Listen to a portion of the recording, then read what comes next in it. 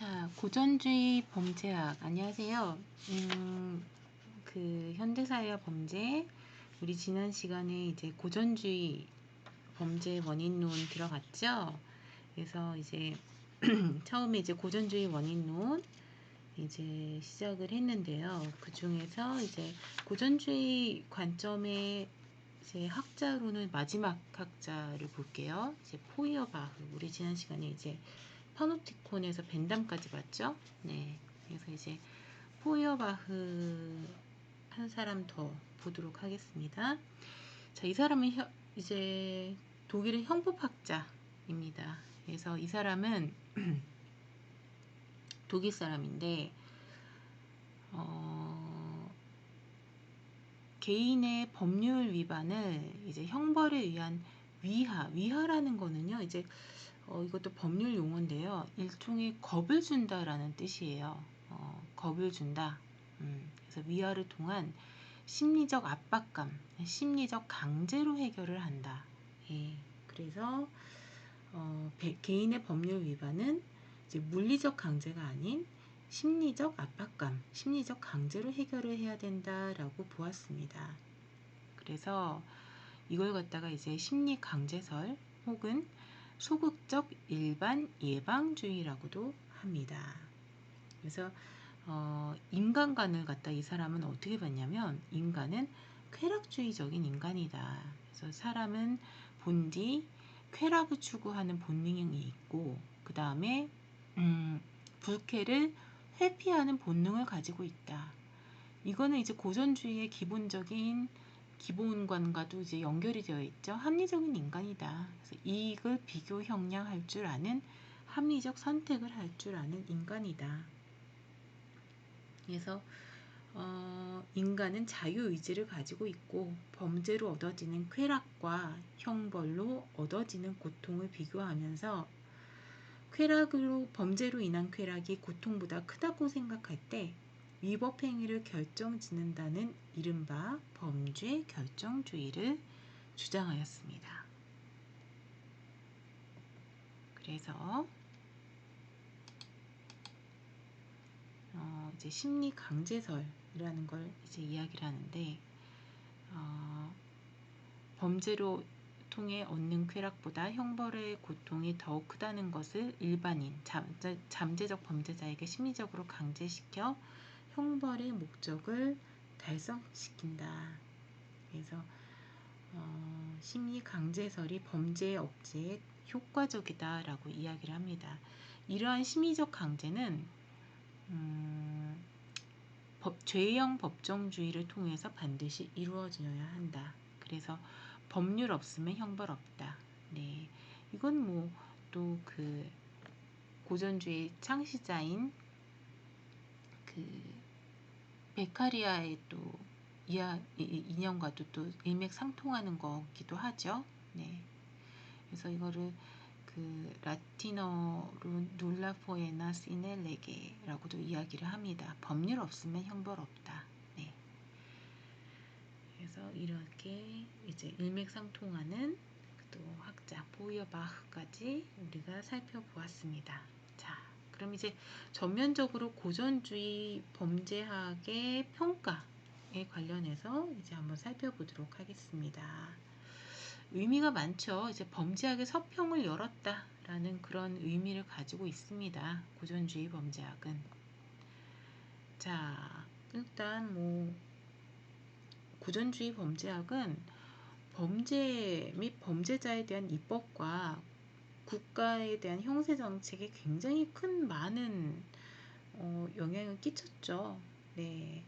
그래서 범죄 및 형벌에 대한 성문법주의를 도입을 했고요. 오늘날 이제 대륙법은 거의 다 성문법주의를 도입을 하고 있고, 영미법계는 이제 불문법주의를 도입을 하고 있기는 하지만, 지금 영미법계도 성문법주의로 좀 약간 변화하고 있는 주의거든요. 예. 그리고 이제 또 대륙법계는 판례의 중요성이 또 또 약간 중요시되고 있어서 불문법을 좀 약간 도입하고 있는 추세이긴 하지만, 그래도 성문법의 중요성이 여전히 중요하다. 예.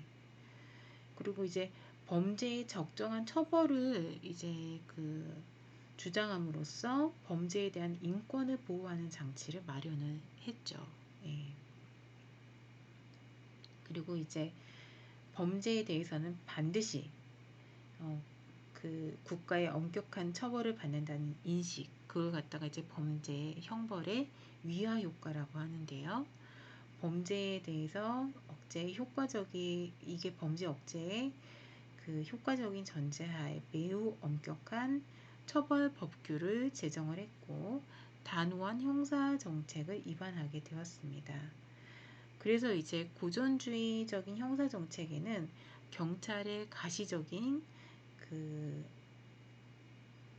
행정 활동과 적극적인 경찰 행정 그리고 법 집행이 포함이 됩니다. 그래서 이제 예를 들어서 경찰 관할 지역에 대한 차량 및 도보 순찰의 정리와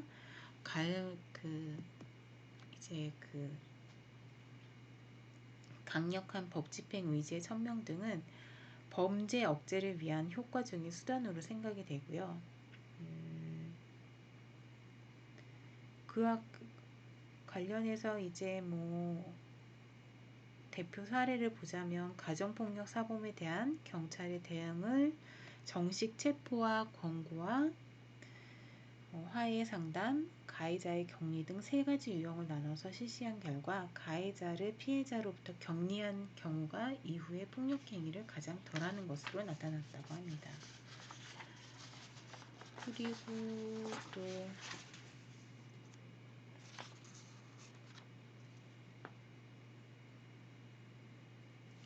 이게 이제 교정행정에도 굉장히 큰 영향을 많이 주었습니다.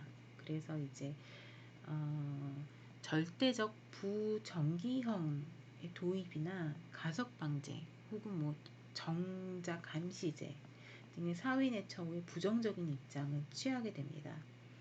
그래서 보게 되면 범죄자는 범죄에 걸맞는 처벌을 교도소 내에서만 받아야 된다는 정의 모드를 수행하게 됩니다. 부정기형이라는 건 바로 뭐냐면 형기의 상한과 하한을 형을 선고할 때 결정하지 아니하고 형의 집행 단계에서 결정하게 하는 일입니다. 이걸 갖다가 이제 현재는 일반적으로 인정하지 않고요.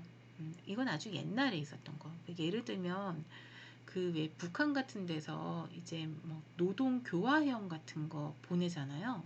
형을 선고하는데 얼마만큼 가서 노동 교화형을 보내는데 10년을 할지 15년을 할지 20년을 할지 알 수가 없는 거예요. 예, 그런 게 부정기형인 거예요. 근데 현대사회에 어느 정도 법 기틀을 마련한 국가에서는 그런 식으로 형을 선고하지 않거든요. 징역을 선고하더라도 3년을 선고할 건지 5년을 선고할 건지 이렇게 형의 기한을 정해놓고 형을 선고하거든요. 예, 그런 거를 이제 절대적 부정기형이라고 하고요. 현재는 일반적으로 인정하지 않는 형입니다. 고전주의 범죄학에서는 딱 형을 성문법에다가 정확하게 기재를 할 것을 요구를 합니다. 그러면 부정기형을 어떻게 지금 인정을 하고 있느냐?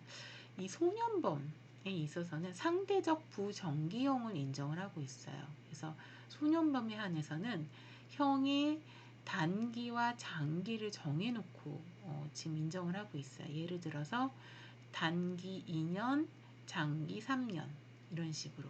그래서 단기로는 그러니까 최소한 2년은 이제 살아야 돼요. 그리고 장기로는 3년을 살게끔. 근데 이제 그러니까 얘는 소년 교도소를 가야 돼. 근데 얘는 최소 2년은 살아야 돼. 근데 하는 거 봐서 만약에 태도가 불량해. 그러면은 장기인 3년을 다 채우고 나와야 돼. 근데 얘가 만약에 행형 성적이 매우 우수하고 굉장히 모범적인 수용 생활을 해. 그러면 단기형인 2년 만에 나올 수도 있는 거예요. 예. 그리고 조금 무난해. 그러면 2년 6개월 만에 나올 수도 있고. 근데 별로 뉘우치는 것 같지 않은 행영 성적을 보인다. 그러면 최장기형인 원래 선고받았던 장기형인 3년을 다 채우고 나올 수도 있는 거죠. 예. 그러니까 그렇게 행영 성적을 모범적으로 이끌 수 있는 여지를 주게 되는 거죠. 이게 소년범에 한해서만 상대적 부정기형을 우리나라는 인정을 하고 있어요. 예. 그러니까 이게 소년범에 한해서 예외적으로만 인정하고 있는 게 상대적 부정기형입니다. 예. 그래서 부정기형이라는 건 이제 크게 절대적 부정기형과 상대적 부정기형으로 나뉘는 건데, 절대적 부정기형은 이제 N만큼 기반을 갖춘, 이렇게 그 제대로 된 형의 기반을 갖춘 현대적인 국가에서는 이 절대적 부정경을 활용하는 나라는 없다고 보시면 되고요. 아주 인권 탄압을 하는 나라들, 그죠? 대표적인 나라가 북한 같은 나라들, 이런 나라는 절대적 부정경을 하는 나라들이 있어요. 예, 이런 나라들은 이제 뭐 5년을 살지, 10년을 살지, 15년을 살지 기억이 없는 거예요.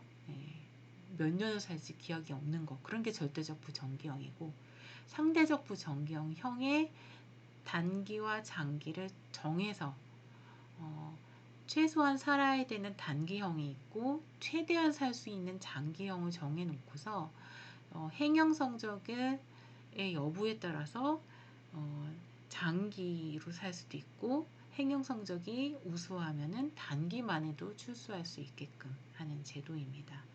근데 이제 고전주의 범죄학은 뭐 상대적이든 절대적이든 이 부정기형 자체를 부정한다라는 이야기예요. 예. 가석방제도 그거죠. 그쵸? 이제 일정 징역형을 선고를 받고서 일정형을 살았는데, 행영 성적에 따라서 이제 가석방 심사위원회에 이제 명부를 올려서 가석방 여부를 심사할 수 있게 하는데, 아주 행영 성적이 매우 모범이 되고 우수하면은 가석방 심사 대상자가 될 수가 있는데요. 그거 자체를 이제 부정을 한다라는 거죠. 네. 그것도 이제 고전주의는 부정을 한다라는 거죠. 그 다음에 사회내처우, 이제 뭐 보호관찰이라든지 집행유예라든지 사회봉사명령이라든지 수강명령, 이런 거와 같은 사회내처우에 이제 고전주의는 매우 부정적인 입장을 보이고 있습니다. 정의 모델에 굉장히 강한 그 입장을 보이고 있습니다. 범죄자라면 범죄에 상응하는 처벌을 반드시 교도소 내에서 받아야 한다. 예. 범죄자는 어디서만 형벌을 감내해야 된다? 시설 내 처우. 예. 교도소라는 시설 내에서만 처우를 받아야 한다라고 굉장히 강하게 주장을 하고 있습니다. 그러니까 좋게 말하면은 이제 정의 모델인데요. 나쁘게 말하면 이제 융통성이 없는 거죠. 그러니까 현대 사회에 와서요, 모든 범죄자를 다 이제 단점을 이야기를 하자면, 모든 범죄자를 아이고 모든 범죄자를 다 교도소에서 다 수용을 할 수 있으면 좋은데요. 현대 사회에 와서 범죄는 늘죠. 예, 범죄는 늘는데 그 늘어나는 범죄자를 다 교도소에 수용할 수 있냐는 말이죠. 예. 우리 사람들은 쉽게 이야기하죠. 범죄자들 싸그리 다 교도소에 보내버리면 좋겠다. 다 이야기를 하는데요. 교도소를 무한정으로 다 지을 수 있냐라는 이야기죠. 교도소는 굉장히 전형적인 혐오시설입니다. 근데 다 교도소에 싸그리 집어넣었으면 좋겠다라고 이야기하면서도 내 집 앞에, 내 동네에 신설 교도소를 짓겠다라고 이야기하는데 환영할 사람은 아무도 없다라는 거죠. 예. 지금 교도소는 다 뭐라고 해야 돼요? 예, 굉장히 다 지금 그 오버수용인 상태죠. 예, 그러니까 지금 수용 인원이 지금 다 넘어간 상태입니다. 적정 수용 인원을. 그러니까 이 적정 수용 인원을 넘어갔다는 거에서는 우리가 과밀 수용이죠. 과밀 수용의 장점은 하나도 없다라고 생각하시면 돼요. 과밀 수용의 장점은 하나도 없다. 진짜. 예. 부작용밖에 없는 게 과밀 수용입니다. 이게 어떻게 해결할 거라는 거죠. 그래서 과밀 수용을 해결하기 위해서는 처우를 다양화할 수밖에 없습니다. 그래서 초범이라든지 아니면 과실범이라든지 이런 경우에는 사회 내 처우로 돌릴 수밖에 없어요. 예. 그래서 일단 한계를 좀 보자면, 자, 일단 첫 번째, 인간이 합리적 존재라고 규정을 할 뿐 검증을 하지 못했습니다. 자, 인간은 선악을 이성적으로 판단하고 자유롭게 선택할 수 있는 존재라고 개념적으로만 규정할 뿐 왜 그러한지 설명을 하지 못하고 있습니다. 즉, 인간이기 때문에 합리적 의사결정을 할 것이라는 가설이 늘 지지될 수는 없습니다. 자, 인간이 합리적 존재라고 그냥 당위적으로 그냥 결정을 해버렸어요. 인간은 그냥 합리적 존재이다. 예, 왜 그런지는 뭐 그냥 그래. 그렇게 그냥 그렇게 당위론적으로 그냥 이야기를 한 거죠. 근데 그쵸, 우리는 그냥 합리적 존재다라고 그냥 이렇게 당위론적으로 그냥 그 전제를 내렸는데요. 여러분, 그냥 보편적으로 인간은 그냥 당위로 합리적 존재다라고 이야기를 했는데요. 여러분, 우리 자신을 한번 잘 생각해 봅시다. 우리 항상 합리적으로만 사나요?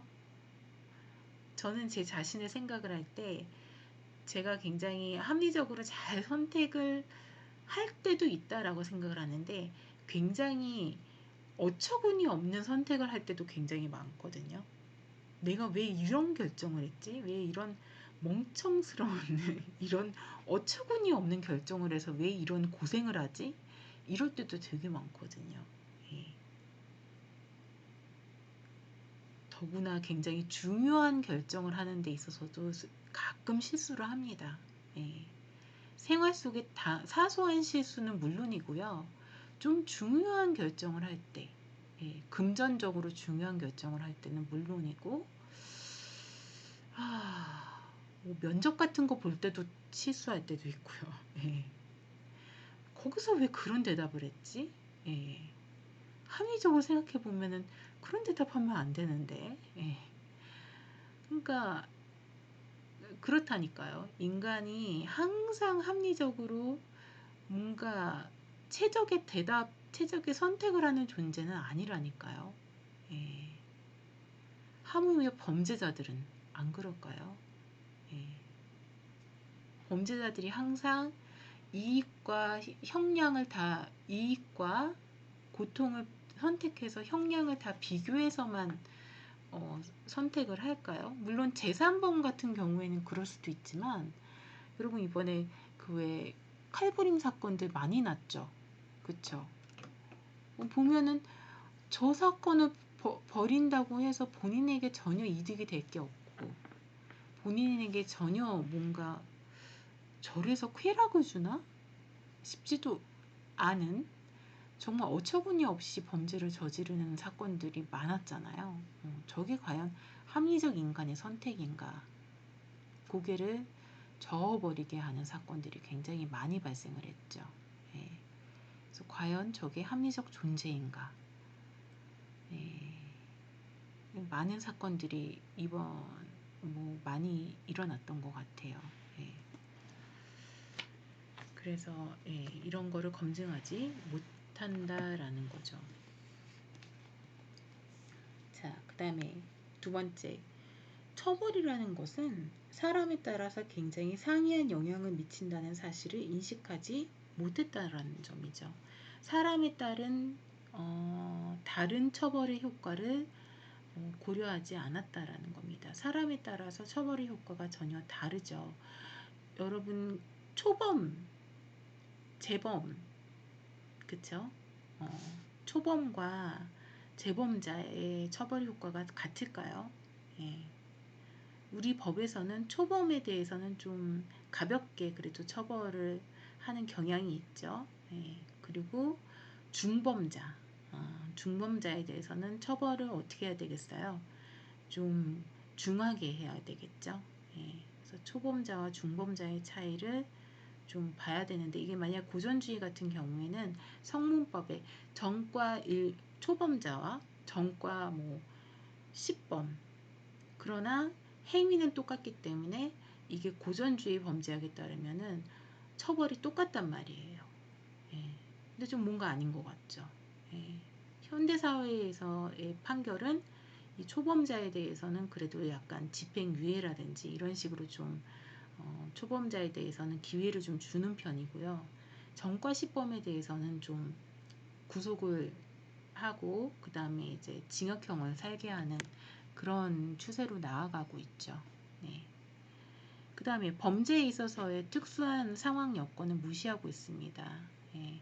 과실범과 우리는 그 과실범, 우발범, 과실과 고의를 구분하고 있습니다. 그래서 이제 과실범에 대해서는 그 형을 경감할 수 있다라는 규정을 하고 있습니다. 경감할 수 있다. 예, 의무는 아니에요. 할 수 있다라고 이제 해서 그 재량입니다. 그래도 어쨌든 재량의 여지이기 때문에 이게 큰 거죠. 네. 그래서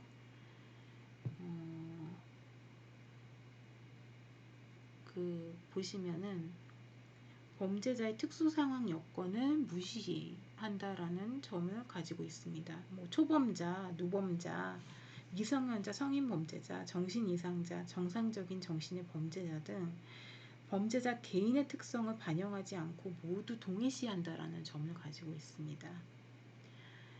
그 다음에 네 번째, 처벌의 가치.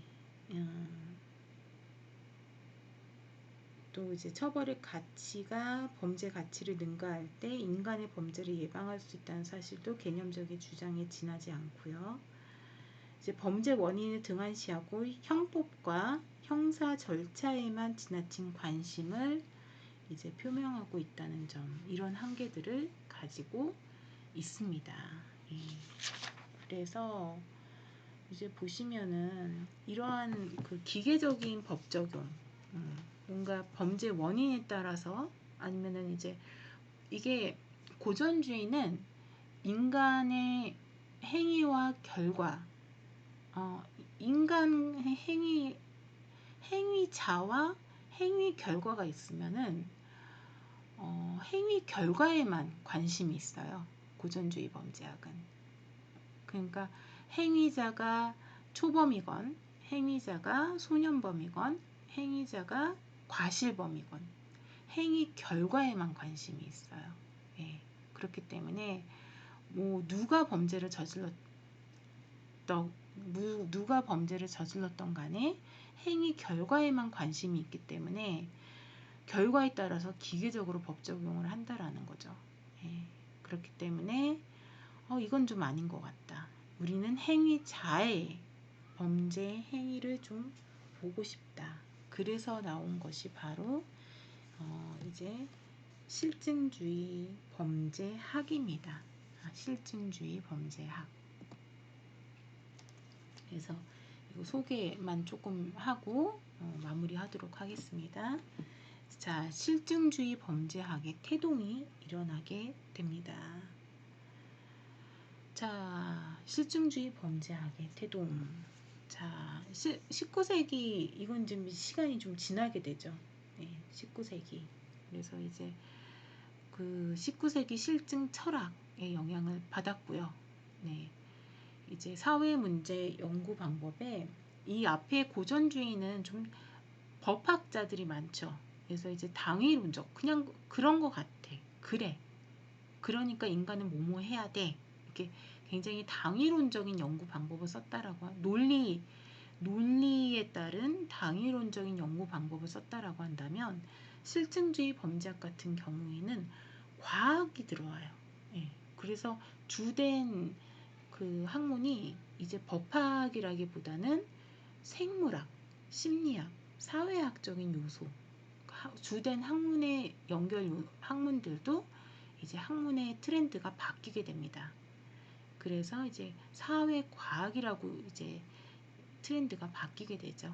그래서 인간의 행동은 생물학, 심리학, 사회학 요소에 의해서 결정이 된다라고 이제 바뀌게 됩니다. 예. 그래서 실증주의 범죄학의 더 자세한 내용은 이제 그 다음 시간 강의실에서 이어서 살펴보도록 하겠습니다. 자, 여러분들 수고 많으셨습니다. 감사합니다.